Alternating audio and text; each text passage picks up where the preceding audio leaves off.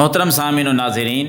چوری ڈکیتی کا زمانہ گزر رہا ہے۔ بعض لوگوں کی طرف سے یہ بات سامنے آتی ہے کہ راہ چلتے انسان کو لوٹ لیا جاتا ہے، بہت ساری زیادتیاں بھی کر دی جاتی ہیں۔ تو ایسے عالم میں کہ جب آدمی اپنا مال کما کے آ رہا ہے، محنت مزدوری کر کے آ رہا ہے، ڈاکو راستے میں کھڑے ہیں، انہوں نے لوٹ لیا، تو آدمی خاموشی سے ہی سارا کچھ اس کو دے دے یا اس کے ساتھ کوئی مزاحمت کرے، کوئی جھگڑا کرے، کوئی لڑائی کرے؟ کیا کرنا چاہیے؟ اگر لڑائی کی جاتی ہے تو وہ گولی مار دیتے ہیں، انسان کی جان ضائع ہو جاتی ہے، تو کیا کیا جائے؟ یاد رکھیں کہ جان کی حفاظت کے لیے اگر وہ خاموش رہتا ہے، سب کچھ اس کے حوالے کر دیتا ہے، تو بہتر عمل ہے، اس کی جان بچ جائے گی، مال تو پھر بھی مل جائے گا۔ اور اگر وہ مزاحمت کرتا ہے، لڑائی کرتا ہے، اور لڑائی کرنے میں دو صورتوں میں سے ایک پیش آئے گی، ہو سکتا ہے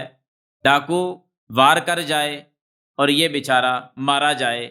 تو اب اس کا یہ عمل کیا حدیث کے اندر کوئی بیان ہوا ہے؟ تو سنن نسائی میں ایک حدیث ہے، وہ سن لیں۔ نبی صلی اللہ علیہ وسلم نے فرمایا کہ من ارید مالہ بغیر حق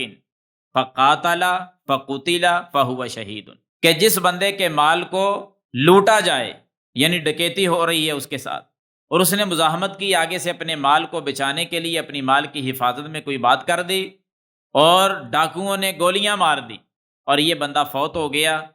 تو اللہ کی عدالت میں یہ شہید ہوا ہے، یہ قیامت کے دن شہادت کے درجے پر فائز ہوگا، شہداء کی صفوں میں اس کو اٹھایا جائے گا۔ جو اپنے مال کی حفاظت میں، من قتل دون مالہ فہو شہید، دوسری حدیث میں بھی یہ فرمایا کہ جو بندہ اپنے مال کی حفاظت میں مارا گیا وہ شہید ہے، شہادت کے درجے پر وہ فائز ہوتا ہے۔ اور تیسری حدیث کہ اگر لڑائی کرتے ہوئے، مزاحمت کرتے ہوئے